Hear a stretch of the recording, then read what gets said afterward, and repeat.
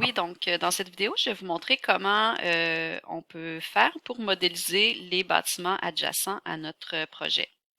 Donc, comme vous pouvez voir, j'ai modélisé le site là, en fonction de ce que j'avais sur le plan AutoCAD que j'ai lié. Donc, j'ai tracé les rues, les trottoirs. J'ai aussi fait le terrain adjacent là, de l'école secondaire, oui. Et j'ai modélisé les bâtiments adjacents, donc le métro et le bâtiment de l'université.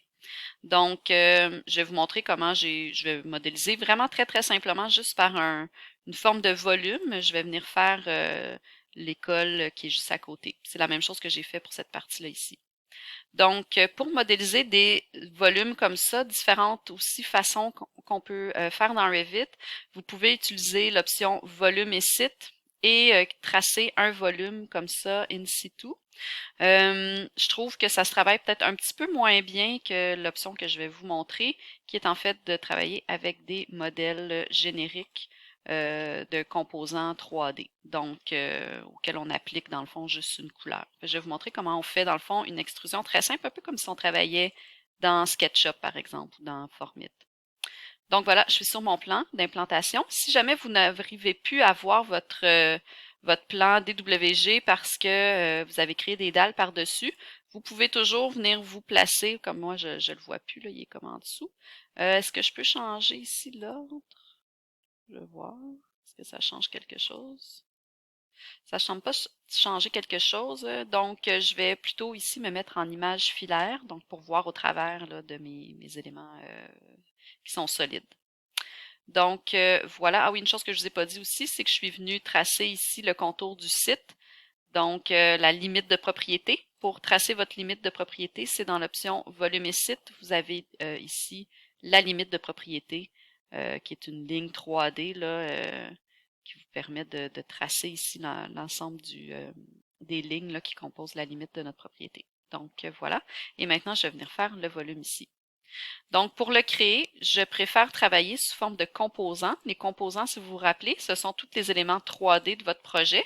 Il y en a déjà par défaut qui sont rentrés ici, des familles 3D qui sont déjà dans le gabarit, comme certains toilettes, des choses comme ça.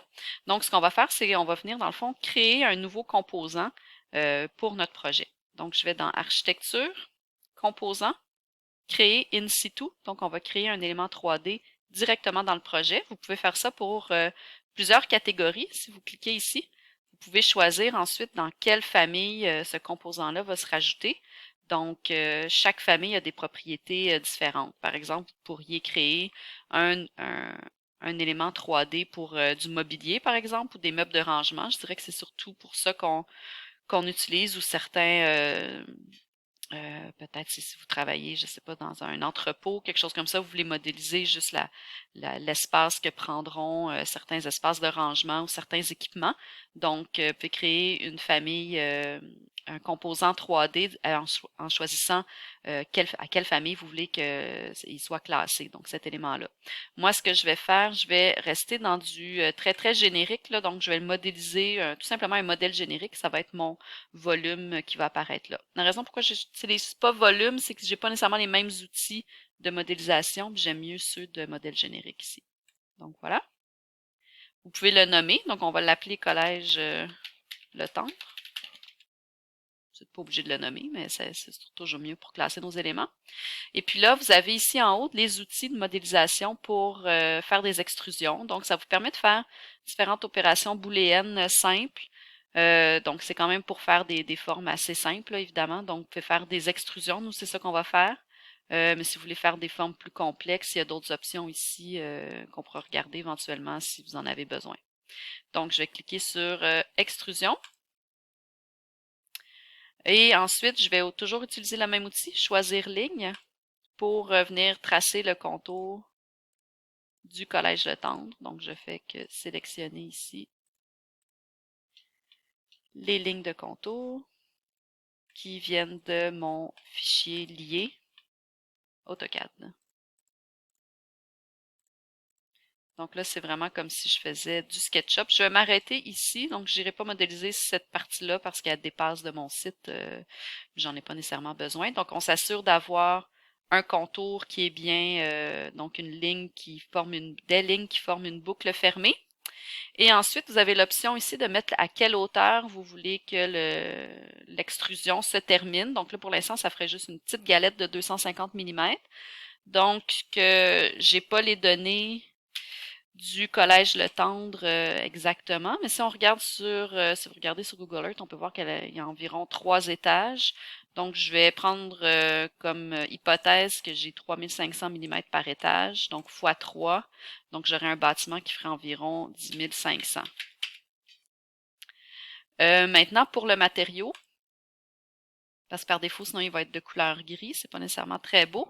Je vais venir me créer un nouveau matériau, donc juste pour que ça soit un volume blanc là, très très simple. Donc pour l'instant, j'ai pas trouvé le matériau que je voulais. Je pourrais partir ici du matériau générique et le dupliquer, mais je peux en créer un nouveau aussi. Donc, je suis dans mes matériaux. Je vais cliquer sur la petite boule qui est ici, créer ou duplique. Je vais en créer un nouveau. Et là, j'espère que mon Revit va pas bugger. Oui, bon, c'est bon. Créer un matériau. Donc ici, valeur par défaut, nouveau matériau, c'est celui que je viens de créer.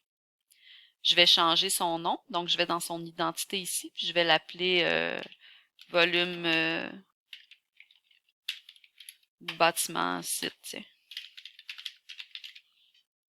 Et dans son graphisme, je vais le mettre tout blanc pour être sûr que ça apparaisse tout blanc. Donc, ombrage, j'ai pas vraiment de couleur. Apparence. Donc, dans apparence aussi, je vais le mettre blanc. Et là, je vais juste avoir une matière couleur blanche, là, un peu comme si je faisais une maquette. Donc, voilà, bâtiment site, je vais cliquer sur OK. Et là, est-ce que c'est bon? Je vais cliquer sur Terminer.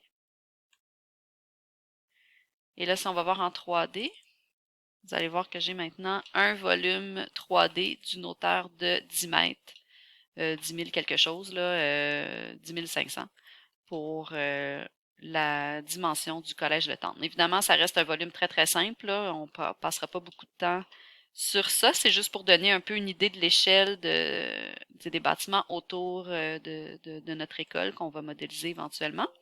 Donc, n'oubliez pas d'enregistrer votre projet. Et puis pour le bâtiment à côté, donc c'est exactement la même chose que j'ai fait. J'ai juste fait un premier volume pour la partie du bas et un peu plus petit volume pour l'appentis mécanique là, qu'on voit bien sur le plan des WG puis sur les images de Google. Donc voilà comment créer des petits volumes pour avoir un site. Donc là maintenant on peut dire que mon site est pas mal complet. Euh, j'ai fait tous mes trottoirs, toutes mes dalles sont là, donc rapidement je vais pouvoir avoir des visuels de mon projet.